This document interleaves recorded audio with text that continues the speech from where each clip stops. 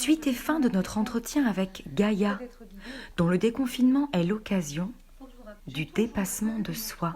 Bleu, de faire du vélo dans Paris, toujours. Pour moi, c'était comme l'émission Koh Lanteta.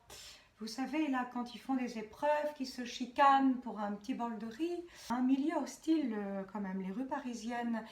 Et j'ai dépassé ma peur.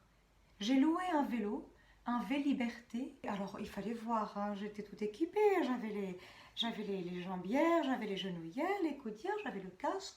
Comme ça, on aurait dit Rambo ou une tortue ninja. Et je me suis élancée. Et puis j'accueillais les obstacles qui venaient à moi. Hein, je sentais quelqu'un de pressé à un moment donné sur le vélo. Diling, diling, double. Hein. Rien ne sert de courir, il faut partir à point, disait Bouddha.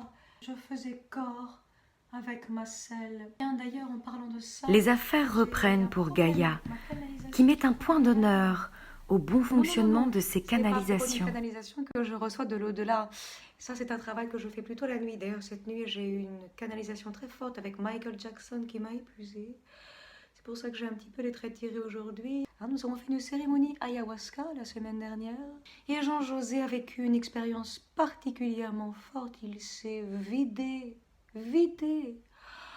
D'ici, d'en bas, bon, du coup, voilà, effectivement, mon lavabo et mes toilettes sont bouchées. Il s'en voulait, le pauvre, mais je lui disais non, Jean-José, surtout pas. C'était magnifique ce qu'il nous a donné à voir, cette expulsion comme ça de ses toxines, de sa colère, qu'il gardait en lui depuis si longtemps, en être exceptionnel. Et d'ailleurs, mes canalisations seront exceptionnellement bouchées aussi. Voilà, d'où mon appel avec le plombier. Comme quoi tout est leçon de vie, pour celles qui prônent l'importance du spirituel comme de la matière.